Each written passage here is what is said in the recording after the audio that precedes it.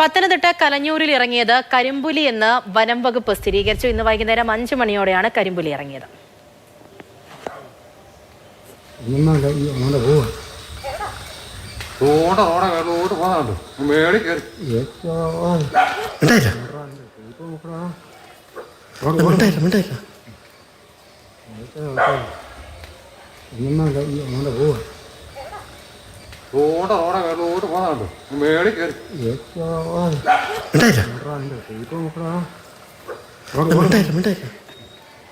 CK Abhilal വിവരങ്ങൾ നൽകും. അഭിലാൽ, എന്താണ് വനം വകുപ്പ് അറിയിക്കുന്നത്? ഈ നാളെ മുതലുള്ള അല്ലെങ്കിൽ തുടർന്നുള്ള പരിശോധന ഉൾപ്പെടെയുള്ള നടപടികളൊക്കെ ഇനി എങ്ങനെയായിരിക്കും?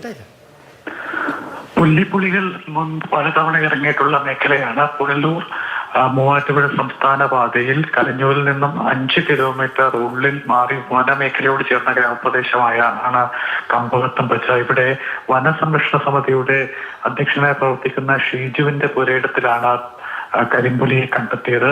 വൈകുന്നേരം 5 മണിയോടുകൂടിയാണ് സംഭവം. ഈ മേഖലയിലെ ഒരു കർഷകന്റെ ആടിനെ പുലി കടിച്ചു കൊന്നതായി നമുക്ക് വിവരം ലഭ്യമാകുന്നുണ്ട്. പ്രദേശവാസികൾ തന്നെയാണ് മൊബൈൽ ക്യാമറയിൽ ഈ ദൃശ്യങ്ങൾ പകർത്തിയത്. ഇത് പിന്നെ വനം വകുപ്പിന് അയച്ചു കൊടുക്കുകയുണ്ടായത്. വനം വകുപ്പ് ഉദ്യോഗസ്ഥർ സ്ഥല പരിശോധന നടത്തി ദൃശ്യങ്ങൾ കരിമ്പുലിയുടേതും ഈ സ്ഥലത്തു നിന്നും ചിത്രീകരിച്ചത് ആണ് എന്നും വ്യക്തമാക്കിയിട്ടുണ്ട്. പരിശോധിച്ച് ഉറപ്പാക്കിയിട്ടുണ്ട്. കരിമ്പുലിയെ കണ്ട പശ്ചാത്തലത്തിൽ നാളെ തന്നെ ഇവിടെ നിരീക്ഷണ ക്യാമറകൾ സ്ഥാപിക്കുകയും വൈകാതെ കോഡ് വെക്കുകയും ചെയ്യും എന്നുള്ളതാണ് വനം വകുപ്പിൽ നിന്ന് നമുക്ക് ലഭ്യമാവുന്ന വിവരം.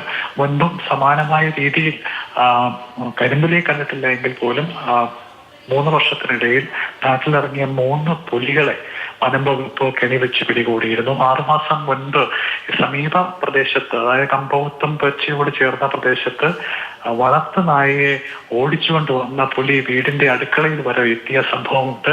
പക്ഷെ അപ്പോൾ ഉണ്ടായിട്ടുള്ള ആശങ്കകളെക്കാൾ ഭയപ്പാടുകളെക്കാൾ ആളുകളുടെ ഭീതി ഉയർന്ന സ്ഥിതിയാണ് കരിമ്പുലി കൂടി നാട്ടിൽ ഇറങ്ങിയതോടുകൂടി വന്നു ചേർന്നത്. ശരി, CK അഭിലാലാണ് വിവരങ്ങൾ നൽകിയത്.